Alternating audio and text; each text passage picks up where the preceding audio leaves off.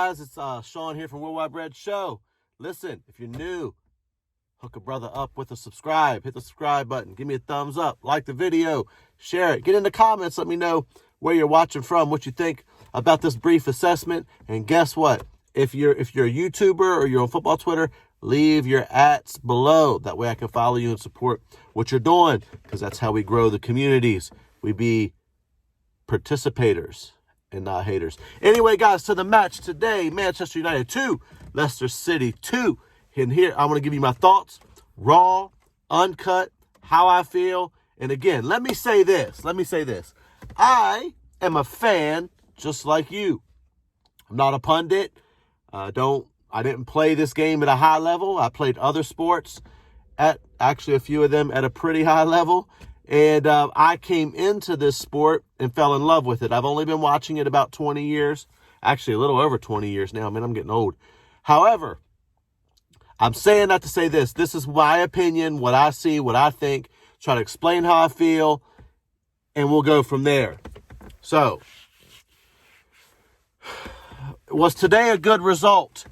When looking at the league table and considering everything going on in the league, if you say, hey, we'll give you a draw away at one of your title competitors, I guess theoretically it's a good point. But on balance of play and on the game itself, was it a good point? No. I'm going to talk about two things today. The actual game, and then we're going to talk about the manager. And honestly, I'm pretty much done talking. I don't even want to talk about the manager much anymore, because if you guys don't get why our manager's not world class, I can't help you. And I'm going to show you some reasons for it today. Because the truth is, the manager is not entirely to blame today at all. Because the fact is, we have a team that's set up to rely on individual brilliance. And today, some players didn't come through. So let's talk about the match in of itself, how the match went. In less than 2 minutes, Bruno Fernandes, who didn't have his best game, by the way, and I'm sure some of you, because you're so obsessed with stats and impact, will give him man of the match, where he wasn't my man of the match, but we'll talk about that in just a minute. The end of the day, Bruno puts a sitter right on Marcus Rashford's head. He misses a open goal header from 6 yards out. Now, I want to go back and watch it again just to see what's going on. My guess is he mistimed his jump a little bit. Even though I watched it live, I had to leave and got some important business meetings. So I haven't had a chance to really watch everything back. I'm just going off how I feel about what I've seen. I've watched Marcus miss headers before, and typically it's because he's closing his eyes or mistiming his jump. So I'd be willing to bet you $100 right now that's one of the things that happened. I don't know, but I'm not seriously betting you in case he didn't, and it was just a bad situation. I'm not sending y'all any money. But let me say this to you. You've got to score that chance. Throughout the game, Marcus had a few chances you have to score.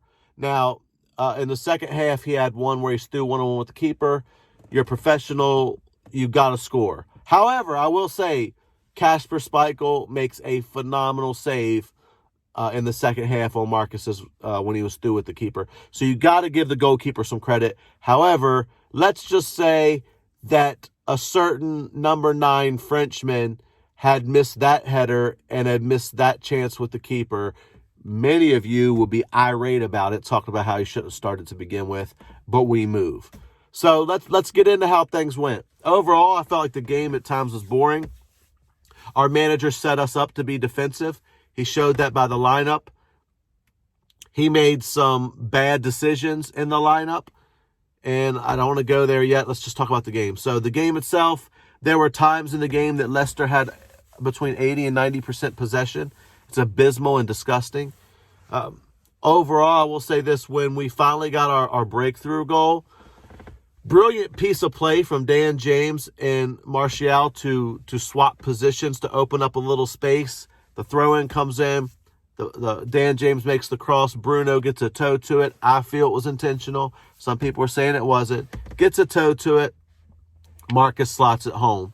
And then all of you stat merchants out there we're all excited and say how Marcus was phenomenal today because he scored when he wasn't. But that's just how it goes. So he puts that one away. Let's go. let's go to our defensive woes because we are shocking at times. So, their first goal, how do I feel it went down? Simple. Harry Maguire makes a little mistake, corrects it, gets out of trouble. It should be done. Clears the ball to Bruno Fernandes. Bruno now has the opportunity to get rid of the ball and clear it. What does he try to do? He tries to nutmeg Wilfred Ndidi in a horrible part of the pitch. Wilfred Ndidi, one of the best CDMs in the game, in our third, he's trying to nutmeg him. Listen, I love Bruno. Bruno's a moments player, and he had great moments today, and I'll always celebrate him because he single-handedly carries his team at times. However, if that was Paul Pogba, you guys would be burning Twitter down. You cannot do that right there. So Bruno's mistake gets us in trouble, which leads us to another player that I don't want to get into because, again, you guys will all have meltdowns. Y'all are having like soccer gasms over the Leeds result, which I tried to tell you guys, don't get gassed over it because even though we hate Leeds, it was a great result. We took all of our chances. We played different, and they left us a ton of space. So certain players, two of which who played today, I said they're tools. And if they're not used right, they're terrible. I told you one of them, who I call McPassion, not saying anything else, has no business playing defensive midfielder as the defensive midfielder. Why? Because he's not good defensively, and today proved it. He has to close down Harvey Barnes there. I don't know why he's tiptoeing and ballerina dancing at Harvey Barnes. You have to get out there and put a tackle in. You cannot give him that space. So, Bruno, shame on you for that nutmeg. Shame on you, right? And for you guys blaming Harry Maguire for that whole situation, allow it. That's ridiculous. Harry Maguire had his feet messed up. He clears the ball, cleared the danger, should have been over. Bruno messes up, right? But that Bruno's mess up should not have led to a goal. The CDM right there, their man, has to challenge that. You have to challenge that. That was poor from you-know-who. I ain't saying nothing else. Poor. Terrible. But no. We move. Scored some goals against Leeds. All of a sudden, freaking Riquelme. It annoys me. It annoys me. I said, tools for jobs. Tools for jobs. Box-to-box 8. Attacking player. Not defensive. That's proof. I don't have to say anything else. That was terrible. So we give up that goal. And my man of the match for me was Fred. Fred was a little careless in possession at times today. It wasn't his best trait today. Why was he my man of the match? Because he was everywhere and he was breaking up every single thing that he could. This guy was getting stuck into challenges. You know what? Fred, the Mick part, should watch how Fred tries to tackle. Get stuck in. Get in front of people. Right? Fred, listen, they just scored earlier when David De Gea tried to play out from the back, which why we try to play out the back the way we do sometimes annoys me. David De Gea miskicks the ball. We're in a mess. Leicester's in. Fred is back putting in a saving tackle. Fred, I don't care what anyone says about you. You turned the ball over a little bit too much today. I get it, right? All right. But defensively, there wasn't a lot to cheer for today. Fred was everywhere. Busting up play. That's just how I see it. So for me, he was the man of the match. You know, let's get back to, that was the first two goals we're talking about. Our next goal. Again, beautiful piece of play. Ball comes in to Cavani. Bruno makes a great run. Bruno does what Bruno does. The guy's a stat patter. I love him. I love his attitude. I love his passion. And I'm cool with him now because I know what I'm getting. I'm getting a guy that's going to turn the ball over a lot. I'm getting a guy that's going to make some bad decisions.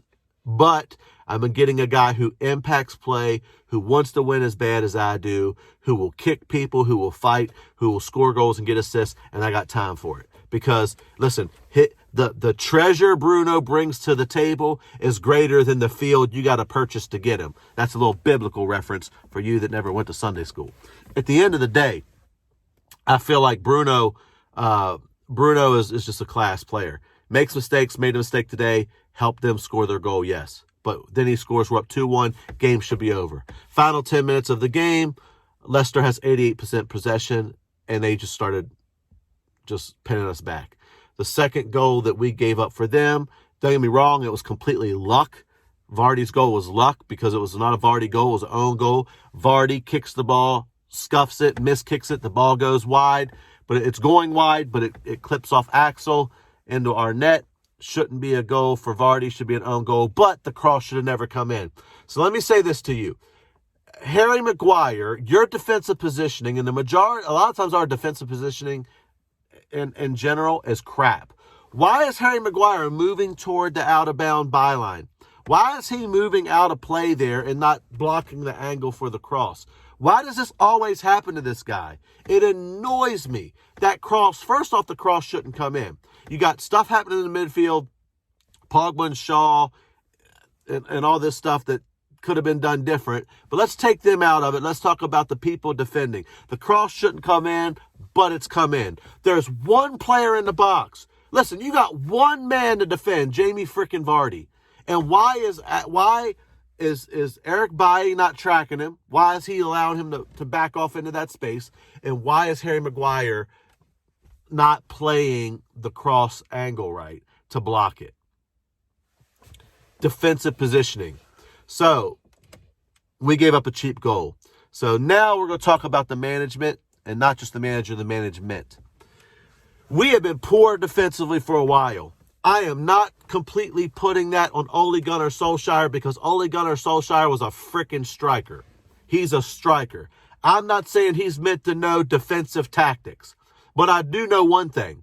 Ole Gunnar Solskjaer is an interim manager. He was an interim manager. You know what interim managers do? They come in and lift the spirits. They become friends with everybody. They're easy to like. People like him. We all love him, right? We love the guy. We love his passion for the club. We love that it's a feel-good factor. It feels better than since Sir Alex. And yeah, the feel-good is there. The feel-good. And I love that part of it. Don't get it twisted. I like it. However, we got to have more than that. It's obvious that if Ollie's not the problem with our tactical setups, then it's his coaching staff. And I'm afraid that Ollie is too much Mickey, Jonesy, Rashi, Feelany, Kieran-y, McKenna-y. I don't know what all E's he's got that he's buddies with.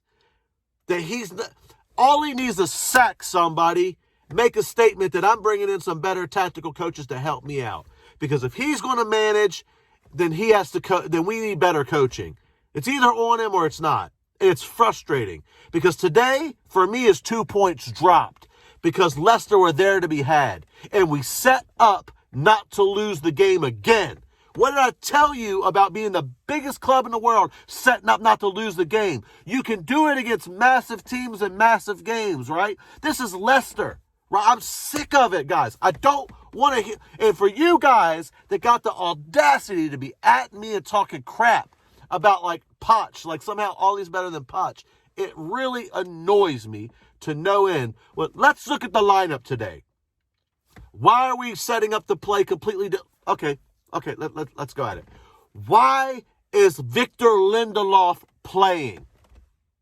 Why? Someone needs to explain it to me. Why? He's been hurt. He said he's been hurt. People say he's been hurt. It is not wrong to keep him out of the lineup when someone else has a good game. Eric Bailly had a good game against Everton. We needed Eric Bailly's pace against Leicester. Keep Eric Bailly in. Good. But why is Axel on the bench? Axel did okay at right back. Right? Was Victor good today at right back?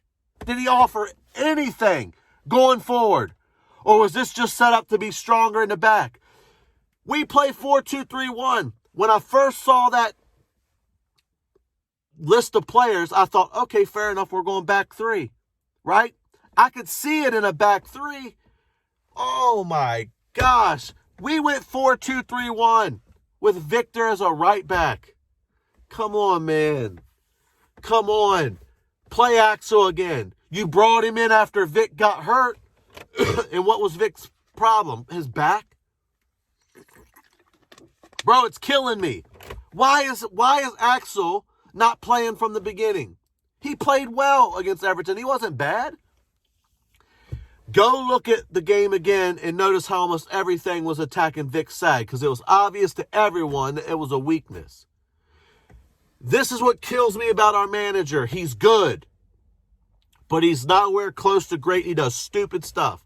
Why is Dan James starting against a team that's not overly expansive? Leicester have been known, now they played more attacking under Brendan Rodgers, but they've been known to be a counterattack style side. Jamie Vardy is a guy that gets in behind. So here's the thing, Dan James, right, he was having a shocker today. And I don't care what, Rick the Red is my dude. I don't care what the Rick the Red says today. I don't know, I'll have to watch it. Dan James was terrible defensively. And one of the things he offers is getting back in defense. He wasn't playing well. Okay, I get it. You start Dan James. He played good against Leeds. Let's reward him. All right? I can go with that logic, right? Tools for jobs. It was obvious the tool wasn't working.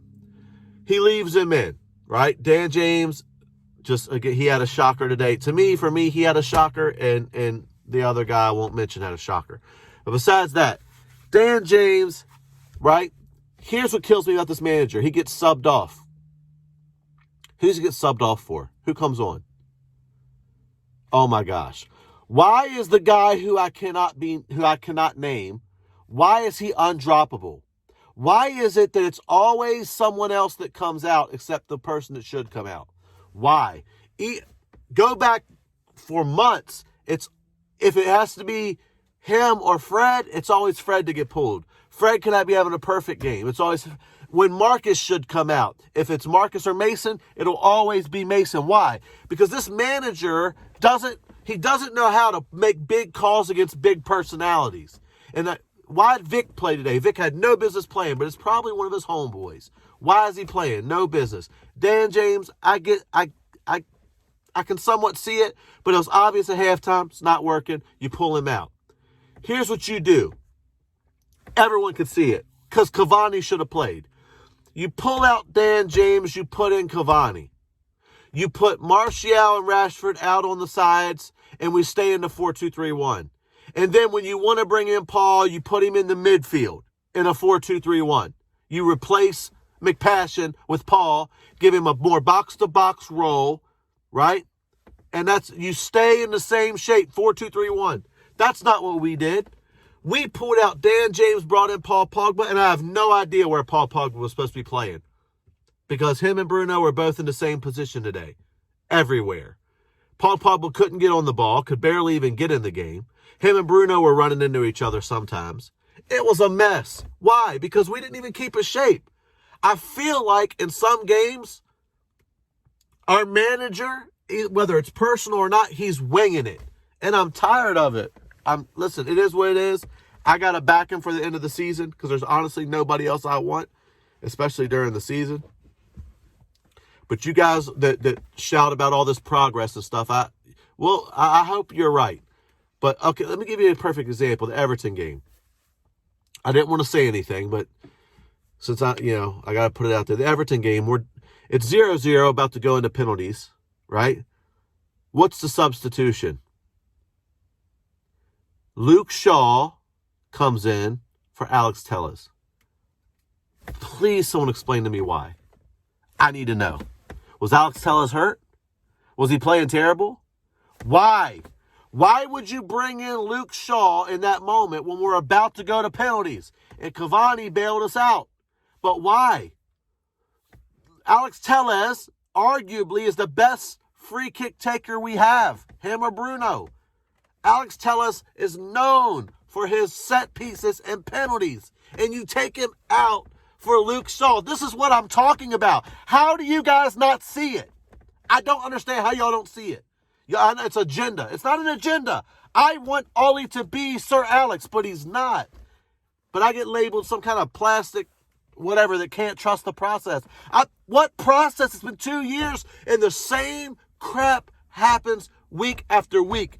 Individual players come through, and our squad is so good that players come out at times and bail us out. And that's what happened today, because Bruno did not have a good game, even made some mistakes. But when it mattered, he delivered. Cavani comes on, delivers. It's just, I'm frustrated, because while I would say this, yes, 1 point in this situation is a good point as far as the league table in the big picture. But on the day, it was a terrible point because Leicester was there to be had. And this is what I'm talking about. This is what I'm talking about. I want to win I want to win everything. This league, we can compete. Let us compete. Let us compete. Go out to beat teams. Stop sitting back just to be defensive. It's killing me. It annoys me.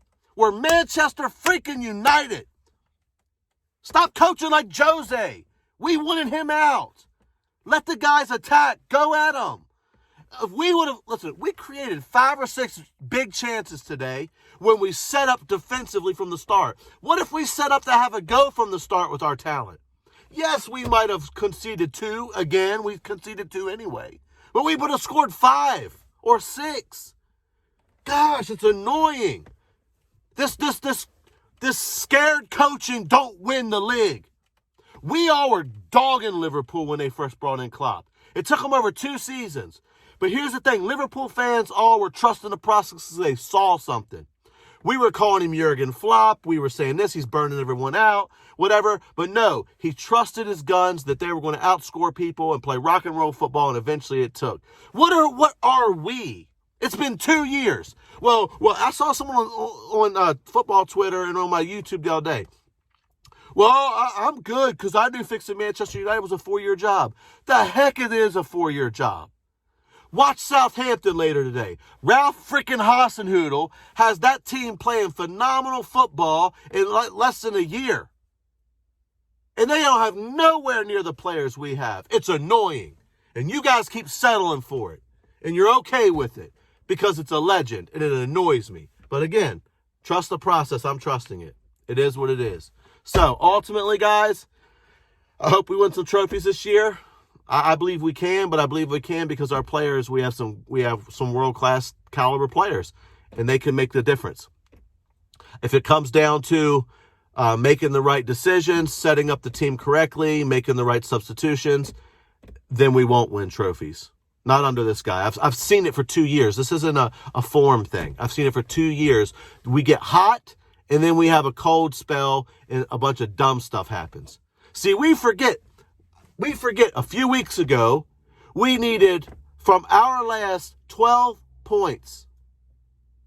Well, no, let's just say from our last 12, we needed 4.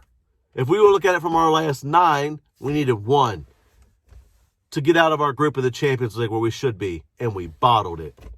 We bottled it. And the coaching staff bottled it. And all of a sudden, we have a couple good results in the league, especially against Leeds, and now we're flying and we're in a freaking title race. Okay, we're in a title race with a game in hand against Burnley, as if that's a guaranteed win. Second off, now that Liverpool is starting to find form, they're going to start winning again. So now, an easy win today turned into a draw. Now we got Wolves. We got Wolves. We know how great we are against them.